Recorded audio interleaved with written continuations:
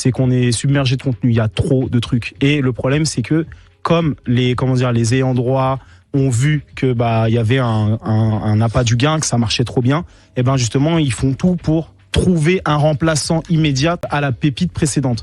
JJK est terminé, faut trouver le nouveau JJK. Oui. MHA est terminé, faut trouver le nouveau MHA. Ouais. Parce que MHA, c'était le nouveau Naruto ou le nouveau Intel. Demon Slayer, c'est pareil. Voilà, exactement. Et en fait, ils prennent plus forcément le temps de développer, d'amener de la créativité.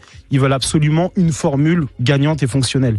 Ça se ressent par exemple dans les animés du moment qui vont tout centrer sur des openings TikTokables. Je pense par exemple à Creepy Nuts avec leur dernier clairement. opening. Des animés où les extraits peuvent tourner en boucle façon edit sur les réseaux sociaux. En fait, tout est structuré justement pour que la consommation se fasse de plus en plus rapide, de plus en plus intense et présente sur le moment où il y a une hype entre guillemets. Il y a un buzz, ouais. Voilà, où il y a un buzz. Et le problème, c'est que nous, notre consommation, c'est ça, notre consommation, elle change. On prend plus le temps forcément d'apprécier, de comprendre ce qu'on regarde.